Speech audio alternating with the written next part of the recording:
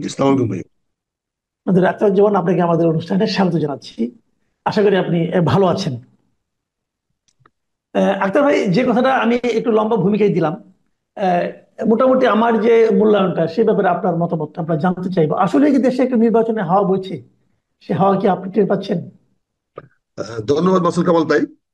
ধন্যবাদ, আপনার মাধ্যমে আপনার অগণ দর্শক দেখে তাদের সবাইকে সালাম জানাই, সব ভালো থাকবেন। দেখেন, আমি যদি কোনো জিনিস আপনি আমার কাছে চান, আমি যদি দিতে চাই, তাহলে কিন্তু আমি সরাসরি বলবো হ্যাঁ বা না। আর যদি আমি দিব না কিন্তু আপনাকে আবার নাও করব না, তাহলে আমি বিভিন্ন বিবরণের এটাকে সময় কালক্ষেপণ করব, বিভিন্ন কথা বলবো। আজকে আপনি কি কারণে, কোন যুক্তিতে ডক্টর ইউনূস সরকার সাহেবের কাছে নির্বাচন প্রত্যাশা করেন? রাজনীতি একটা সিম্পল জিনিস বোঝার চেষ্টা করেন। যে ভদ্রলোককে আমরা আগেও বহুবার তত্ত্বাবধায়ক সরকারের দায়িত্ব নেওয়ার জন্য বলা হয়েছে, যখন 3 মাস ব্যাপী ছিল তখনও উনি আসেন নাই, যখন 2 মাসে 2 বছরের তত্ত্বাবধায়ক সরকার করা হলো তখনও তিনি আসেন নাই। উনাকে বলা তখন উনি বলেছিলেন যে 5 বছরের হইলে উনি আসবেন। তখন ওনার বয়স আরো কম ছিল, ওনার কর্মক্ষমতা আরো বেশি ছিল। যাই হোক, অনেক ভালো হতো, কিন্তু এইবার উনি হঠাৎ করে চলে আসলেন কেন? তিনি কিন্তু জুলাই মাসে বাংলাদেশে ছিলেন। এই জুলাই বিপ্লবের সময় কিন্তু উনি আদালতে হাজিরা দিয়েছেন, এবং আদালতে হাজিরা দিয়ে 4 তলা 5 তলা এই 85 বছর বয়সের বৃদ্ধকে শেখ হাসিনা হাঁটাইয়া 5 তলায় উঠাইছে। কেউ কিন্তু প্রতিবাদ করে নাই, সাধারণ মানুষের মতো উনি 5 তলায় উঠেছেন, সেখান থেকে নেমে গিয়েছেন। তারপরে উনি দেশ থেকে চলে গেছেন, অর্থাৎ শেখ হাসিনা তাকে কোন রকম সমস্যা সৃষ্টি করে নাই। 5ই আগস্টে যখন আপনারা জানেন সরকার পতন যখন হয়ে গেল, দুপুরবেলা 11টার পরে শেখ হাসিনা চলে গেলেন, তখন সেনা প্রধান যখন বললেন যে আমি দেশের দায়িত্ব নিয়ে নিয়েছি, কথাটা মনে আছে কিনা জানেন? যে আমি দায়িত্ব নিয়েছি, এখন একটা সরকার গঠিত হবে, আমি সবার সঙ্গে আলোচনা করতেছি, আপনারা আমাকে সময় দেন, ধৈর্য ধরেন, না, এটা কথা বলেছিলেন যে আপনারা আমার উপর আস্থা রাখেন। আস্থা রাখেন। তো সেখান থেকে আমরা পরে আসিফ মাহমুদের কাছে যে তথ্যটা পাই, যে তারা যখন গিয়ে ওই কাছে ইয়ার অফিসে গিয়ে, এপি না এপির অফিসে গিয়ে ওই শামসুল আলমের অফিসে গিয়ে দেখা করলো, সেখানে গিয়ে দেখা করার পরে তারা বললো যে না, তারা ওই ক্যান্টনমেন্টে যাবে না, সেনানিবাসে যাবে না, তারা সরকার আলাদা গঠন করবে। তখন তাদের মধ্যে একটা ঐক্য হওয়া আলোচিত হয়, এবং সেখানে ডক্টর ইউনূস সাহেবের নাম আসে।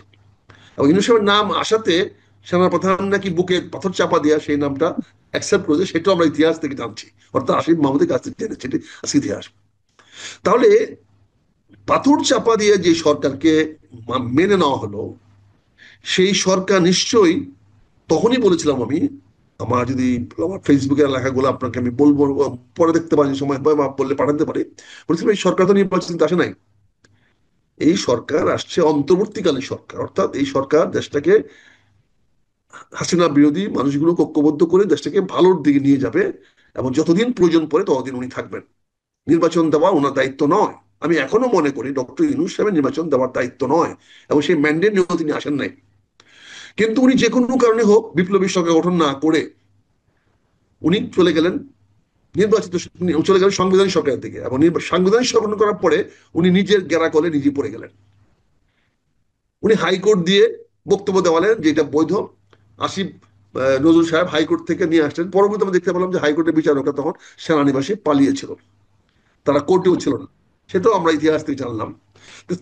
কাজে আজকে এই 1টি বছর হয়ে গেল, 6 মাসে তো আপনারা দেখছেন যে কি আলোচনা হয়েছে। আহ সমন্বয় কি বলে ওটা, ঐক্যমত্য করার জন্য জাতির মধ্যে কি আলোচনা হয়েছে আমরা দেখেন। কিভাবে সম্পদ সময়ের অপচয় করা হয়েছে, রাষ্ট্রের সম্পদ অপচয় করা হয়েছে, এখন পর্যন্ত কোনো অশ্বডিম্ব ছাড়া কিছু প্রশ্ন করতে পারে নাই। আজকে দুটি ছাত্র সংগঠন, একটি ছাত্র সংগঠনের বিশাল সমাবেশ হয়েছে, এবং পাশাপাশি এনসিপি পুরা দলীয় সংগঠন করেছে। এখন এনসিপি কে বলা হচ্ছে তারুণ্যের দল। আজকে বিএনপি রাজনীতিটা দেখেন কত মেচুর পলিটিক্স বিএনপি আজকে করেছে। 3 তারিখে 3রা আগস্ট বিএনপি ঘোষণা করেছিল 2 মাস আগে তারা ছাত্র সমাবেশ করবে, এবং সেটা তারা ঘোষণা দিয়েছিল শহীদ মিনারে, এবং সে অনুযায়ী ঢাকা বিশ্ববিদ্যালয় থেকে শহীদ মিনারের অনুমতি তারা নিয়ে নিয়েছিল। কিন্তু পরবর্তীতে এনসিপি ঘোষণা করলো যে তারা শহীদ মিনারে সমাবেশ করবে 3রা অগাস্ট। আগস্টে। বিএনপি বলল ঠিক আছে, বিএনপি কিন্তু সরে চলে আসলো শাহবাগে। এবং শাহবাগে কিন্তু গত 4 দিন ধরে কিন্তু একটি গ্রুপ, এনজিও গ্রুপ, আন্দোলন করছিল যে এই জুলাই সনদ ঘোষণা করতে হবে, জি। তারা কিন্তু আজকে হাওয়া হয়ে গেল, তাদের কোনো অস্তিত্ব আজকে পাওয়া গেল না, তারা কোথাও নাই। আজকে যে সমাবেশগুলো, তারুণ্যের সমাবেশটা বিএনপি দেখাতে, ছাত্রদল দেখাতে পেরেছে, তারপরে কোন রাজনৈতিক দল বলতে পারবে যে আগামী তরুণ তাদের পক্ষে? এবং তারেক রহমান উদাত্ত আহ্বান যে জানিয়েছে যে যারা গত, এই তরুণ যারা ভোট দিতে পারে নাই, তাদের প্রথম ভোট হোক বিএনপিতে ধানের শীষে, এই যে আহ্বানটা, এই আহ্বানটা যাদের উদ্দেশ্যে জানিয়েছে তারা যে বাংলাদেশের বিশাল তরুণ, এটা তো আজকে প্রমাণিত হয়ে গেছে। আজকে আপনি আমাকে প্রশ্ন করেছেন নির্বাচনের ব্যাপারে, ভাই আমার গা ছমছম করছে। আজকের যে অবস্থানটা, তাতে আমার কাছে কোনো অবস্থাতে ভালো মনে হচ্ছে না। কেন কেন ভালো না মনে না হওয়ার কি আমার কারণ? কাছে বিশাল অশনি সংকট দেখা দিচ্ছে। তারপরে আবার সরকার ঘোষণা করেছে 5 তারিখে সংসদের দক্ষিণ প্লাজায় তারা ঘোষণা করবে। দক্ষিণ প্লাজায় কিন্তু এতকাল জানাজা হয়ে আসতেছিল। আপনি যদি খেয়াল করে দেখেন, যত বাংলাদেশের যত বড় বড় রাজন্যবর্দের জানাজা হয়েছে, সব জি। কিন্তু দক্ষিণ প্লাজায় হয়েছে। হুম। পরবর্তী শারমিন আক্তার, শারমিন কি স্পিকার, ইনি এটাকে হুম। ঈদগাহ বানিয়েছিল, ঈদের জামাতে জাগো বানিয়েছিল। এখন এটাকে আপনি আজকে জুলাই সনদ ঘোষণা করার স্থান করে যাচ্ছেন, করতে যাচ্ছেন, যেখানে আপনার লক্ষ্যটা হলো বর্তমান প্রচলিত সংবিধান বাতিল করবেন। সংবিধান বাতিল করবেন কোথায় দাঁড়িয়ে? যে সংবিধানের অধীনে যে সংবিধান সংসদ রচিত হয়েছে, ওই সংসদকে আপনি দাঁড়িয়ে দক্ষিণ প্লাজায় আপনি করবেন। এই দক্ষিণ প্লাজার বিশাল সামনে, ওখানে যদি আপনি একটা সিটিং অ্যারেঞ্জমেন্ট করে লোক আনতে চান, তাহলে কি পরিমাণ লোক আপনাকে আনতে হবে? আর যদি স্বতঃস্ফূর্ত জনতা আনতে চান, তাহলে আরো কত বেশি লোক লাগবে? তারপরে আপনি সকাল 11টা থেকে আপনি দিয়েছেন গান বাজনার আসর, একটা জাতীয় সমস্যার সমাধানের জন্য আপনি দিয়েছেন একটা গান বাজনার আসর। 5 তারিখে আপনি ওখানে সকাল 11টা থেকে গান বাজনা শুরু করবেন সাংস্কৃতিক মন্ত্রণালয়ে। আজকে আবার দেখলাম আপনার 16টি ট্রেন দিয়ে বিভিন্ন জায়গা থেকে মানুষ আনবেন। তার জন্য নাকি 60-70 লক্ষ টাকা বাজেট করেছেন সেই মন্ত্রণালয় থেকে, মুক্তিযুদ্ধ মন্ত্রণালয় থেকে দেওয়া হয়। তাহলে এগুলো কিসের আলামত? তার মানে তো নির্বাচন আপনি দিবেন না। তা আপনি যখন নির্বাচন দিবেন না, আমি কেন আমার গা ছিমছিম করছে? তাহলে গৃহযুদ্ধটা আপনি এড়াবেন কেমনে? আপনি কিভাবে মনে করতেছেন যে জাতীয় ঐক্য 5 তারিখে বজায় থাকবে, যখন আপনি গান বাজনা পার্টি দিয়ে লোক আনবেন, যখন আপনি বিনা টিকেটে ট্রেন ভাড়া দিয়ে লোক আনাবেন, সরকারের টাকা দেওয়া ট্রেনে মানুষকে আনাবেন, বাস তো আনবেনই। তাহলে এই সমস্ত বিনা পয়সার লোক আনায় আপনি তাদের সামনে যদি ঘোষণা করেন, নির্বাচনে তারিখ ঘোষণা না করেন, তাহলে আপনি কি ওই সভা থেকে বেরিয়ে যেতে পারবেন? আমার তো মনে হয় না, যদি বৃহত্তর রাজনৈতিক দল যদি ওই সমাবেশে সহায়তা করে। কারণ আপনি দেখেছেন আজকে আমার এনসিবি ছেলেদের সঙ্গে কিভাবে বিট্রে করা হয়েছে, কিভাবে তাদেরকে বিশ্বাসঘাতকতা করা হয়েছে, কিভাবে আজকে তাদের মিটিংটাকে ফ্লপ করিয়ে দেওয়া হয়েছে, আপনি দেখতে পাচ্ছেন না, নিশ্চয়ই। এনসিপি মিটিং যদি ফ্লপ হয়ে থাকে, এর দায় আপনি মানে সরকারকে কেন দেবেন? এর দায় তো এনসিপি কে নিতে হবে। কেন এনসিপি নেবে? এনসিপি কিন্তু এই পথে নামাইছে কে? এনসিপি কে সকল কিছু সাহায্য সহযোগিতা করা আশ্বাস অঙ্গীকার কে দিয়েছে? এই সরকার। তাহলে আজকে ট্রেন দিল না কেন? আজকে সারা বাংলাদেশ থেকে লোক দিল না কেন? আজকে সরকার এখানে নেগোসিয়েট করে ছাত্র দলকে সভাটা আজকে বাতিল করালো না কেন? যদি তারা এনসিপির প্রতি যদি আস্থাশীল হইতো, এনসিপি যদি প্রতি তাদের যদি ন্যূনতম যদি স্নেহ ভালোবাসা থাকতো, তাহলে আজকে তো সরকারের উচিত ছিল যে যে আপনি 3 তারিখের সভাটা বিএনপি কে বলা যে আপনি 5 তারিখে নিয়ে আসেন, আমরা আপনাদের সঙ্গে থাকবো। আপনি ছাত্র দলকে নিয়ে আসেন, আপনি সবাইকে নিয়ে সোহরাওয়ার্দীতে চলে আসেন। আমরা তো ঐক্যমতে করতে যাচ্ছি, আমরা তো ঐক্যমতে পৌঁছে গেছি, আমাদের সবাই দল মিলে আমরা ঐক্যমত করবই। তা না, আমরা কিন্তু আছেন আমার এনসিপি কথা হলো কি, এনসিপি নিজ দায়িত্বে একটা মিটিং ডেকেছে, তারা তাদের ইশতেহার ঘোষণা করবে। সেখানে লোক আনার অথবা লোক আনার জন্য অনুকূল পরিবেশ তৈরি আসুক করার দায়িত্ব আসুক সরকারের কেন হবে?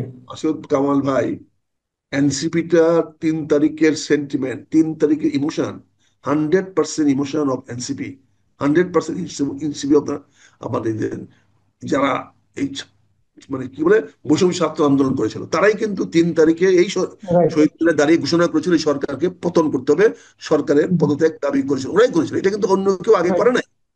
কাজে এটা তো তাদের দিন। 3রা আগস্টটা ডেডিকেটেড হইতে হবে শুধুমাত্র বৈষম্য ছাত্র আন্দোলনের জন্য। সেই বৈষম্য ছাত্র আন্দোলনটাকে ডক্টর ইউনূস সাহেব অত্যন্ত মেটিকুলাসলি এটাকে এনসিপিতে রূপান্তরিত করেছে। এটা ডক্টর ইউনূস সাহেবের সফলতা, সার্থকতা। উনি বৈষম্য ছাত্র আন্দোলনের প্ল্যাটফর্মটা ভেঙে দিয়ে, ধ্বংস করে দিয়ে উনি এটাকে এনসিপিতে নিয়ে গেছেন। তো উনি যখন এনসিপি কে নিয়ে আসছে, আজকে 3 আগস্টে তো অন্য কারোর সঙ্গে শেয়ার করার কথা না। আজকে 3 আগস্টের বিষয়টা তো একমাত্র এনসিপির। এখানে কেন ছাত্র দলের সভা দিলেন? তার মানে আপনি বেইমানি কার সঙ্গে করলেন? বিশ্বাসঘাতকতা তো কার সঙ্গে করলো এই সরকার? সরকার তো এনসিপি ধ্বংস করে দিল। তার মানে এনসিপি আপনি বলতে চাচ্ছেন এগুলিও সেই মেটিকুলাস ডিজাইনের পার্ট? অবশ্যই। আপনি এনসিপি কে ধ্বংস না করলে আপনি বিএনপির সঙ্গে কি করে আঘাত করবেন? কি করে বিএনপি কে নির্বাচনটাকে ডেটটাকে পিছাবেন? কারণ তাদের বক্তব্য তো, এনসিপি বক্তব্য তো পরিষ্কার বলে দিয়েছে যে তাদের কতগুলো দাবি পূরণ না হওয়া পর্যন্ত দেশে নির্বাচন হতে পারবে না। তাহলে আজকে আপনি যে এনসিপি কে যে আজকে যেভাবে আপনি জনগণের সামনে ছোট করলেন, এনসিপি আজকে 24 দফা রাজনৈতিক একটা কর্মসূচিতে হলো, সেটা তার দলীয় কর্মসূচি, এটা জাতীয় কর্মসূচি নয়। আজকে যে 24 দফা জুলাই সনদ বলেন না জুলাই, সেটা তো সে বলেছে আমি করব করব করব করব, সেটা কোথাও বলে না করতে হবে, কোথাও বলে না এটাকে করতে হবে, পালন করতে হবে। সে তো সব জায়গায় 24টা পয়েন্টেরই শেষে বলেছে, প্রতিটা সেন্টে শেষ করেছে করব, আমরা করব, আমরা করব, আমরা করব। তুমি করবে কোথায় বসে? তোমার বাড়িতে বসে? বাংলাদেশের জনগণকে তোমাকে দায়িত্ব দিয়েছে এগুলো করার জন্য। না, তারা হয়তো ভাবছে তারা ক্ষমতায় যে করবে। তাহলে ক্ষমতা যাবে কেমনে? তাহলে সেটা তো পরিষ্কার করতে হবে। তারা তো ক্ষমতায়, তাহলে বলতে হবে কমিউনিস্টদের মতো বিপ্লব করতে হবে। আমি তো সেটাই বলেছিলাম, তাহলে তাদের বিপ্লবী সরকার হওয়া দরকার ছিল। তারা তো সেই বিপ্লবটা ডক্টর ইউনূস সাহেবের হাতে তুলে দিলেন। তাদের যে জয়টা, তাদের যে বিপ্লবটা, সেই বিপ্লবটা ডক্টর ইউনূস সাহেবের হাতে ঢাকা বিমানবন্দরে, শাহজালাল বিমানবন্দরে গিয়ে, ওখানে গিয়ে ভিআইপি রুমে উঠে দিয়ে আসলেন। তারপরে থেকে তো তাদের এখন দায়িত্ব নাই, এবং তাদের সঙ্গে যে চরম বিশ্বাসঘাতকতা করা হয়েছে। তারপর এই বলেন যে গাছ কেন, এই কথাগুলো যদি বলতে গিয়ে আজকে বলেন, এটা এটা ডাইমেনশন চিন্তা করে কথাগুলো। এটা কি বিশ্বাসঘাতকতা করা হয় নাই? এই এনসিপি কে আজকে ধ্বংস করে দেওয়া হয় নাই? না হলে এনসিপি কে বলতো তোমরা আজকে করো না, অভিমান করে বসে থাকো, আমাদের এই বিপ্লব চিন্তা হয়ে গেছে, আজকে এনসিপি কে এই কথাটা বলাইতা। আপনি এনসিপির পক্ষে থাকলেন না, না থেকে আবার 5 তারিখে আহ্বান জানালেন জনগণকে আসতে, এবং সেখানে বিএনপি জামাত সবাইকে আহ্বান জানিয়েছেন, সবাইকে নিয়ে আপনি দস্তখত করবেন। কি দস্তখত করবেন সেটা এখনো ফাইনাল হয় নাই। আপনি জানেন যে জেফারসন এবং ওয়াশিংটন দুজনে মিলে এবং কয়েকজনে মিলে, তারা ফার্গুসন, তারা মিলে সংবিধান রচনা করেছিল। কিন্তু সেই ফার্গুসন, সেই রচনা তে কিন্তু জেফারসন সাইন করে নাই। মার্কিন মার্কিন যে সনদ, যে সংবিধান লেখা হয়েছিল, যার মূল লেখকই ছিল তৎকালীন উকিল, অ্যাডভোকেট বা ব্যারিস্টার এই জেফারসন, যে তৃতীয় প্রেসিডেন্ট হয়েছিল, সে কিন্তু দস্তখত করে নাই। তাকে দস্তখত করার জন্য 13 বার ওয়াশিংটনকে যেতে হয়েছে, ওয়াশিংটন থেকে নিউ ইয়র্কে, তারপর দস্তখত করে নাই। এটা তো ইতিহাস আছে আমাদের। সবাই একমত হইলে, ড্রাফট করলেই সাইন করে দিবে এমন তো কথা না। তারপরে বিএনপির কি ম্যান্ডেট আছে এটাকে সাইন করার? এখন পর্যন্ত এখন টুডে বিএনপির স্থায়ী কমিটি কি অনুমোদন দিয়েছে? বিএনপির জাতীয় নির্বাহী কমিটি কি অনুমোদন দিয়েছে? বিএনপি দলগতভাবে কি সম্মেলন করেছে এই সনদ দস্তখত করার জন্য? এই সনদকে আমি সাইন করে দিয়ে গেলে হবে? সালাউদ্দিন সাইন করে দিলেই সনদ হয়ে যাবে? এই সনদ কি বিএনপি মানবে? এই সনদকে আলোচনা করার জন্য পাঠিয়েছে, কিন্তু এই সনদটাকে ডক্টর ইউনূস সাহেবের নেতৃত্বে দস্তখত করার জন্য কি পাওয়ার দিয়েছে সালাউদ্দিনকে? না, 5 তারিখে, 5 তারিখে তো সনদ করা হবে না।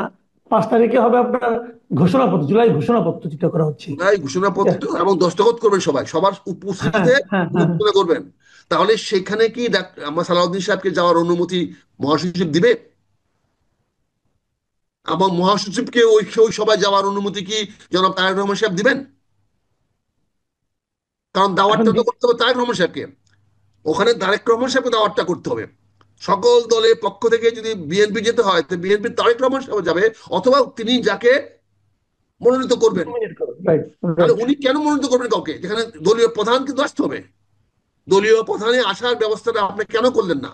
কেন নিশ্চিত করলেন না যে উনি যেন তারেক রহমান সেদিন বাংলাদেশে উপস্থিত থাকে? এটা করার দায়িত্ব কার ছিল ভাই? আপনি তো একজন সাংবাদিক, পুরনো বয়স্ক মুরব্বী সাংবাদিক, আপনি বলেন হম। রাজনৈতিক আলোচনার দৃষ্টিভঙ্গিতে আপনি বলেন।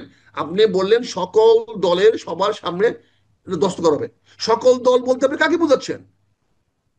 তারেক রহমান সাহেব ছাড়া অন্য কেউ যদি সেখানে যায়, এটা কি দলের উপস্থিতি বোঝায়? দেশমাতা খালেদা জিয়ার উপস্থিতি ছাড়া যদি এখানে বিএনপির হাজারো নেতাও যায়, লক্ষ লক্ষ নেতা কর্মীও যায়, তাও কি সেটা বিএনপি উপস্থিত বোঝায়? ওই উপস্থিতিতে অবশ্যই দেশমাতা খালেদা জিয়া থাকতে হবে, অথবা তার জায়গায় তার পুত্র জনাব তারেক রহমান থাকতে হবে। হ্যাঁ, তারপরে যদি ওনারা যদি কাউকে মনোনীত করেন, নির্বাচিত করেন, সেটা জি। অন্য বিষয়, করতেই পারেন। কিন্তু সেটা কি হয়েছে কিনা আমরা জানি না। আমরা এখন পর্যন্ত জানি না, আজকে 3 তারিখ চলে গেছে, 4 তারিখ শুরু হয়ে গেছে, আমরা এখন পর্যন্ত জানি না বিএনপির কে সেখানে যাবে। জি। তারপরে দেখেন, তারপরে দেখেন জামাতের আমির হাসপাতালে অপারেশনে নিয়ে তার জীবন মরণ লড়াই করছে, তার হ্যাঁ, উনিও তো আসতে পারবেন না।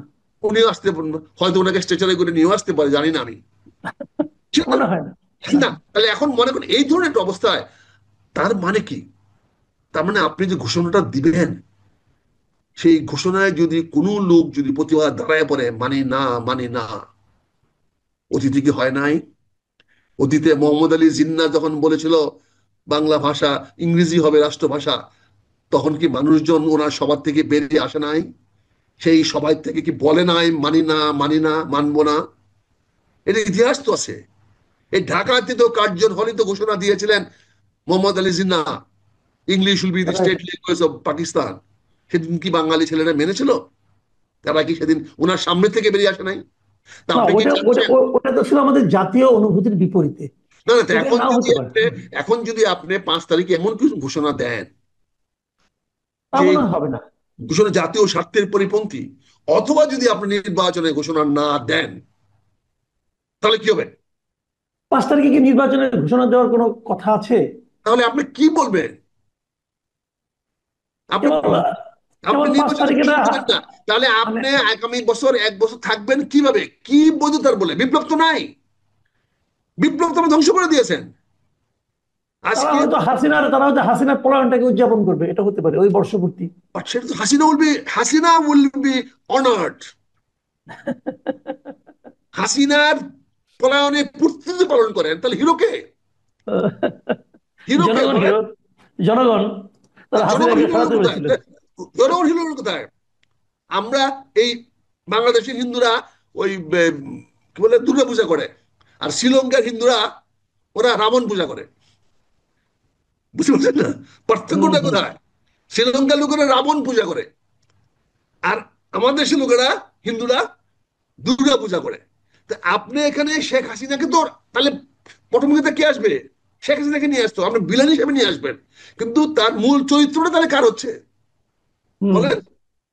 তাহলে সেই জি। মূল চরিত্রে তো শেখ হাসিনার বক্তব্য চলে আসবে এখানে। কি কারণে, কি প্রেক্ষাপটে এই সরকার আসছে? তার মানে শেখ হাসিনার ব্যর্থতা ধরে আপনি আসছেন। এখন যদি কেউ বলে যে শেখ হাসিনাকে মেটিকুলাসলি ব্যর্থ করানো হয়েছে, মেট্রিকুলাসলি তাকে এরকম নির্মম করা হয়েছে, মেট্রিকুলাসকে তাকে দিয়ে ছাত্র দিকে হত্যা করানো হয়েছে, যাতে এই সরকার ক্ষমতায় আসতে পারে, আপনি কি এই জি। পারসেপশন উড়াইতে পারবেন? এই না। রিয়াকশনটা উড়াইতে পারবেন? আপনি অস্বীকার করতে পারবেন? লজিক্যালি কি জি। আপনি এটা বলতে পারবেন যে লজিক্যাল না, এটা যুক্তিপূর্ণ বক্তব্য না? অনেক ধন্যবাদ। অনেক ধন্যবাদ মেজর মোশাররফ আখতারুজ্জামান। আপনি আসলে এমন ভাবে কথা বলেন যে আপনাকে মাঝখানে থামানো খুব কঠিন হয়ে যায়। কারণ কথাগুলি একটার সঙ্গে আরেকটা এমন ভাবে সংযুক্ত থাকে। আপনি লজিক দিয়ে কথা বলেন, যে কারণে এখানে আসলে মানে মাঝখানে এই থামানোটা খুবই কঠিন। তারপরে আমার মনে হয় দর্শকরা এটা এনজয় করেন আপনার কথা। আপনার দর্শকরা, আমার এখানেও দেখেছি অনেকেই আপনার খুবই মানে ভক্ত হয়ে গেছেন এরই মধ্যে, থ্যাংক যে ইউ, আপনি খুব আপনার ভালো আমাকে করেন। সুযোগ দিয়েছেন। আমার মনে হয় সেই দর্শকটা এবার আবার খুশি হবে আপনাকে পেয়েছেন। আগামীতে ইনশাল্লাহ আপনাকে আবার আমরা যদি পাই, আপনি যদি সময় দিতে পারেন, আমরা খুব আনন্দিত।